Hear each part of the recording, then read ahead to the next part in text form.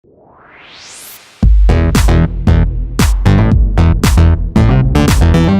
guys, it's Gabby, and today we're going to be talking about Red Dead 2's most efficient killer.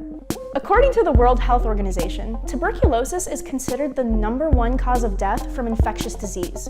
With about a third of the entire world's population currently infected, this disease is no joke. To put it even more in perspective, Game Theory did an excellent video where they estimated that TB has killed about 10.7 billion people throughout the course of history, a number that is higher than our current worldwide population. Let's take a look at what this disease actually is.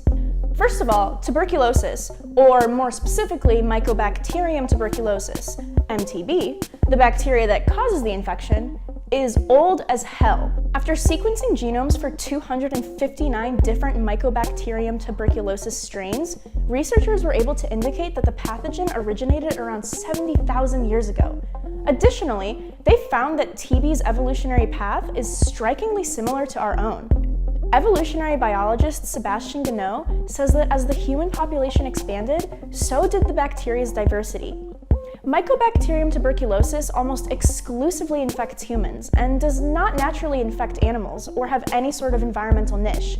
Basically, this bacteria is an obligate human pathogen. While there are other bacteria within the Mycobacterium genus that can cause tuberculosis in people as well as animals, such as Mycobacterium bovis, which most commonly infects cattle and can be transmitted to humans through consumption of unpasteurized dairy products, for the purpose of this video, we will be focusing specifically on Mycobacterium tuberculosis. MTB is transmitted through the air when an infected person coughs, sneezes, or even sings. Once inside the body, this bacteria makes its home in our pulmonary alveoli. These are the branch points at the end of our bronchioles in our lungs. Also, they look like grapes, which is kind of funny. The disease used to be known as consumption, in reference to the drastic weight loss experienced by those infected, which was pretty accurately portrayed in the game. Following Arthur's diagnosis, you can only gain a certain amount of health back from food items, and Arthur remains perpetually underweight.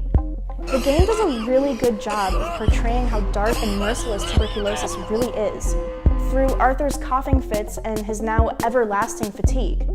It's a ruthless and sneaky killer, but what makes this bacteria so efficient? MTB has a unique, sturdy cell wall, which is essential to the bacteria's resilience and virulence, which is a pathogen's ability to infect or harm its host. Like most bacteria, the cell wall does contain peptidoglycan, a polymer that forms a mesh-like structure around the bacteria's plasma membrane. This specific structure is a key target for many antibiotics. Most notably, it's what penicillin, the first true antibiotic, inhibits. However, the majority of MTB's cell wall is actually composed of lipids, around 60% to be precise. Myoic acids are probably the most prominent lipid in the cell wall's composition. They form a shell around the organism that protects it from the degradation from phagocytes, as well as making it resilient to treatment with antibiotics. See, when MTB cells enter the body, our innate immune system sends white blood cells called macrophages to absorb and destroy the invaders. But the myoic acid of MTB's cell wall shields it from the enzymes and oxygen radicals present in the macrophage that would otherwise obliterate the bacteria. Basically, MTB has developed a highly effective suit of armor. Once inside the macrophage, MTB can replicate. It takes the cells about 15 hours to divide, which is incredibly slow in the bacterial world. However, MTB makes up for this by having an incredibly low minimal infective dose, MIB. A pathogen's MIB is the minimum amount of ingested bacteria required to cause infection, and for Mycobacterium tuberculosis, the MIB is as little as less than 10 bacteria. Since a single sneeze can release around 40,000 infectious droplets into the air, MTB is highly contagious. Which makes sense, seeing as about a third of us have it. So, if a third of the world has tuberculosis, why isn't the death toll even higher? Despite the contagious and resilient nature of MTB, most infected individuals have what is called latent tuberculosis. Although MTB has managed to outmaneuver our immediate immune response, our leukocytes don't just give up that easily.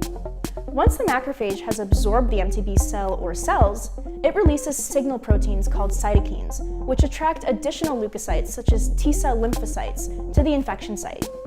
These leukocytes accumulate and surround the MTB cells, forming lesions that further contain the bacteria and create a microenvironment that limits its replication. These microenvironments will eventually calcify, creating what is known as granulomas.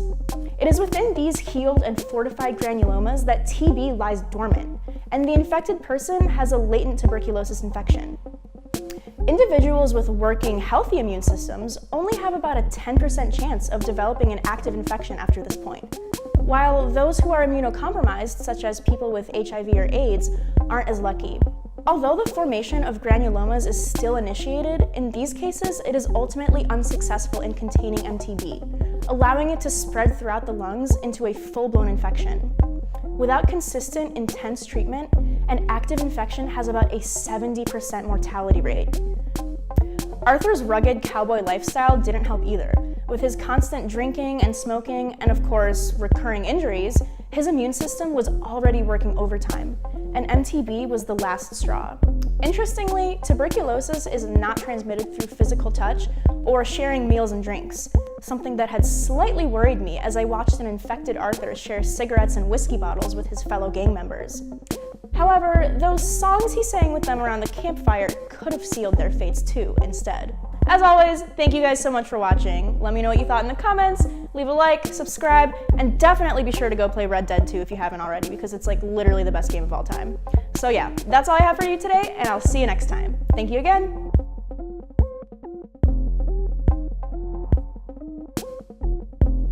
To learn more about some of the terms I use in this video, check out our video on immunity right over here.